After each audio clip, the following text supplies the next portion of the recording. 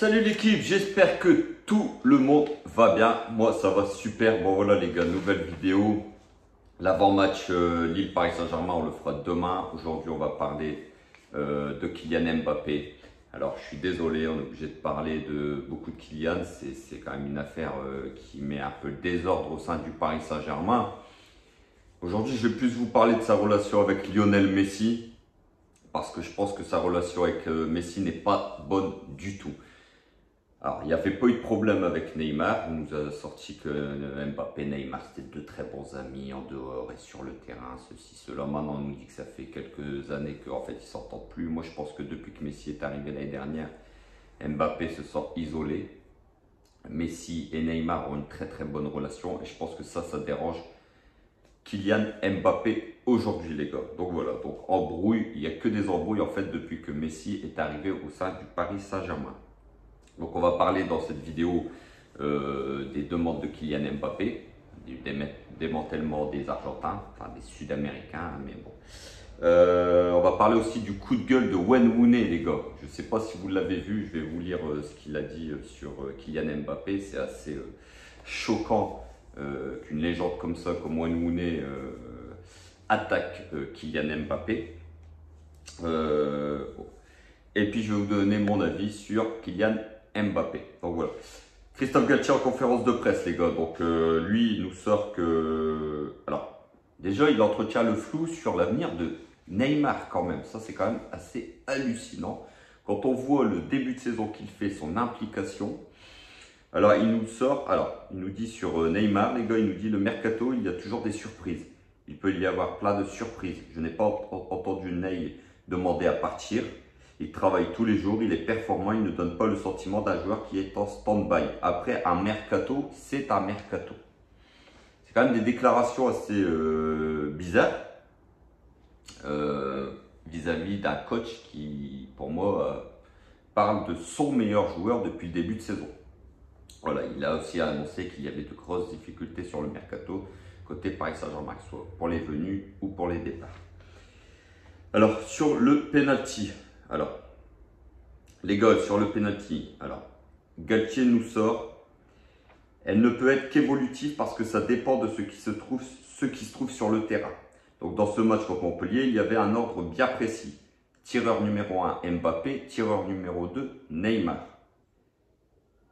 Après, il ne s'est rien passé sur le deuxième penalty. Il y a eu une discussion, un échange entre Kylian et Neymar. À partir du moment où Ney s'est senti de tirer, Kylian l'a laissé.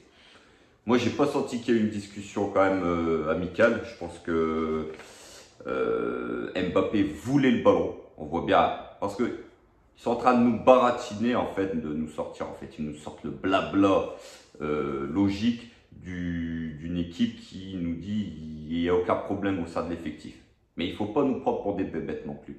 On a les images des vidéos où on voit bien Mbappé sur le deuxième penalty dire « Hey, le ballon !» Donc lui, il veut le tirer. Et Neymar lui dit non. Donc ça ne lui plaît pas à Mbappé qu'il ne tire pas. Parce qu'il voulait tirer encore une deuxième fois. Alors qu'il avait déjà loupé le premier. En fait, donc, lui, il nous sort...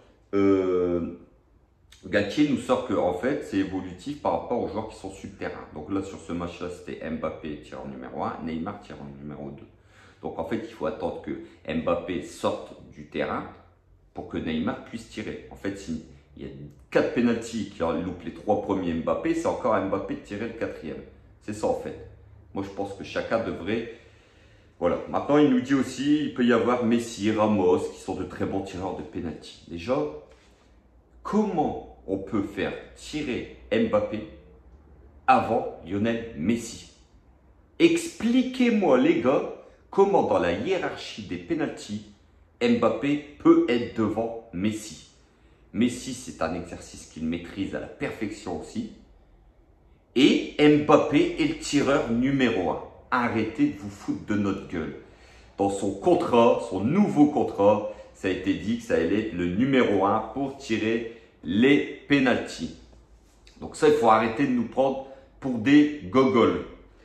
Donc c'est quand même assez hallucinant. Donc voilà, Galtier nous sort que le lendemain, ça a été réglé, une petite discussion. Les gars, vous savez très bien, moi, vous les premiers, quand il y a un problème avec quelqu'un, qu'on a eu une altercation avec quelqu'un, quelqu'un qu'on ne peut plus trop blairer, du jour au lendemain, ça ne va pas être notre meilleur ami. Il y aura toujours des représailles, indirectes ou directes. Il y aura toujours de la jalousie. Il y aura toujours, vous allez parler sur le dos de la personne à d'autres personnes. Ça va être rapporté, ceci, cela. Vous savez très bien que cette relation entre Neymar et Mbappé aujourd'hui, elle est foutue.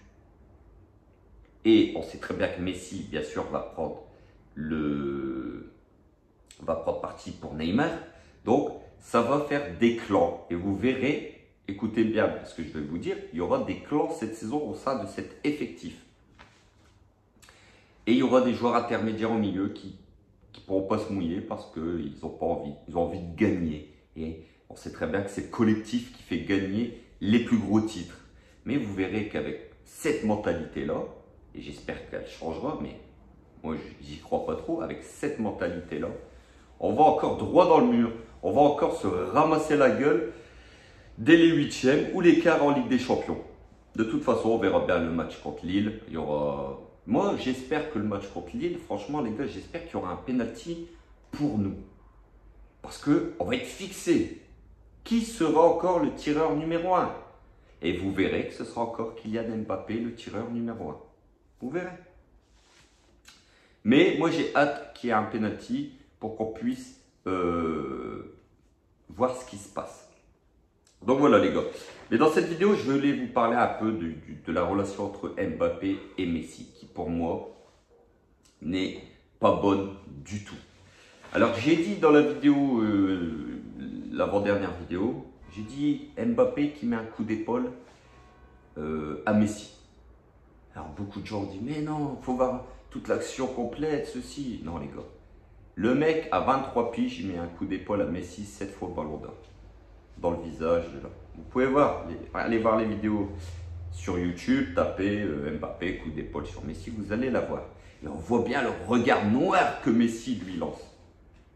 On voit bien le regard noir que Messi lui lance. Alors, aujourd'hui, on nous apprend que dans le contrat de Mbappé, il a demandé le démantèlement des Argentins, des Sud-Américains. Chose qu'on nous a dit, mais c'est faux, mais c'est faux. Di Maria, direction la Juve. On ne lui a pas renouvelé son contrat. Paredes, on fait tout pour le refourguer aussi à la Juve. Navas, Naples. Neymar, on sait aujourd'hui que Mbappé ne se serait pas opposé à un départ de Neymar pour ce mercato. Ça fait quand même beaucoup de coïncidences les gars, il faut quand même l'avouer. Alors, je vais vous lire ce qu'il a dit Wayne Rooney sur Kylian Mbappé. C'est quand même assez hallucinant qu'un joueur comme Wayne Rooney, ce qu'il dit quoi. Donc là, il achève carrément Kylian Mbappé. Donc, par rapport au coup d'épaule, les gars, au coup d'épaule, chose qu'on m'a dit, c'est faux, c'est de la... T'inventes tout. Alors, même lui, alors écoutez ce qu'il dit Wayne Rooney. Écoutez ce qu'il dit, c'est assez incroyable. Un joueur de 22 ou 23 ans qui met délibérément un coup d'épaule à Messi, parce qu'on voit bien sur les épaules qu'il lui met un coup d'épaule. Si vous ne faites pas exprès, vous vous excusez. Dans la vie de tous les jours, c'est comme ça. Je n'ai jamais vu un ego aussi gros de toute ma vie. Et moi, personnellement, j'ai jamais vu ça, un ego comme lui de toute ma vie non plus. Kylian, on l'aime bien. C'est un très très grand joueur. Mais c'est un joueur par ses attitudes, son comportement qui peut aussi déranger. Je n'ai jamais vu un ego aussi gros de toute ma vie. Que quelqu'un rappelle à Mbappé que Messi avait déjà 4 ballons d'or à son âge, les gars. 4 ballons d'or à son âge. Vous vous rendez compte? Donc là, on parle quand même d'un joueur comme Kylian Mbappé qui fait passer Messi pour un genou, pour un minot, pour un gamin. Moi ce qui m'hallucine, les gars, c'est que, ou j'hallucine, c'est quand je vois, par exemple, pour l'histoire du penalty. Comment Messi ne peut pas tirer? Moi, je veux bien. Pour moi, je vous dis, Neymar numéro 1. C'est le meilleur tireur à l'heure actuelle dans le monde. Messi doit être numéro 2. C'est quand même Messi et il les tire très bien. Mbappé ne doit même pas être numéro 1, numéro 2. Ça ne se discute même pas. Vous avez vu sur le penalty, quand Neymar a pris le ballon.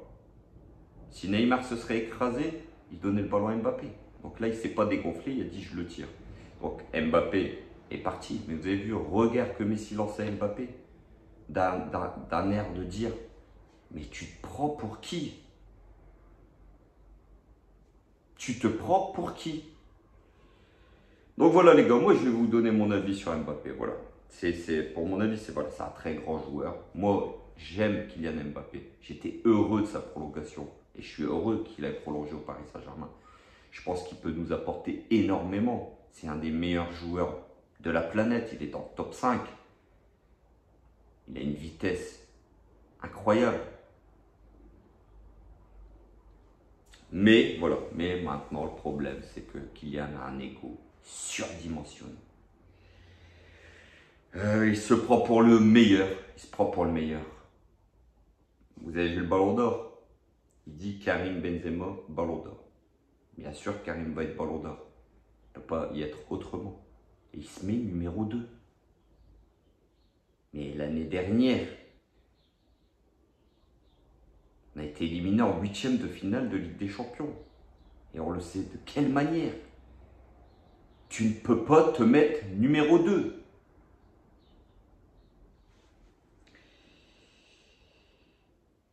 Mais avec une attitude pareille, les gars, il ne gagnera jamais le ballon d'or. Rappelez-vous de ça. C'est les entraîneurs, les joueurs qui votent pour le ballon d'or. Et avec une attitude, un comportement pareil, un ego pareil, il ne peut pas remporter le ballon d'or.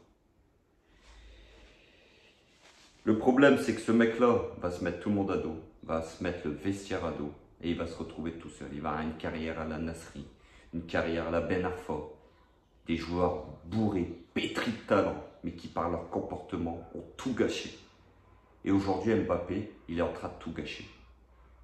J'espère qu'il va se remettre très très vite en question. J'espère que les cadres du vestiaire, les Ramos, les Messi, les Neymar, vont lui pardonner son attitude. Et je pense que ces joueurs-là peuvent le faire. Ils ont quand même la trentaine passée. Je pense que ces joueurs-là aujourd'hui sont assez mûrs pour se dire, bon, il est jeune, il a un appétit phénoménal. Il veut, c'est même pas tout gagner, il veut que la lumière brille que sur lui. Donc voilà les gars, je voulais parler de cette vidéo là, un petit peu sur Messi, Mbappé. Moi ça m'a pas plu, le coup d'épaule ça ne m'a pas plu du tout. J'espère qu'en interne il s'est excusé Kylian Mbappé auprès de Messi. Et j'ai bien aimé l'intervention de Wayne Rooney, dans le sens quand il dit que voilà, à l'âge de Mbappé, Messi avait déjà 4 ballons d'or. Donc, on n'est pas dans la même,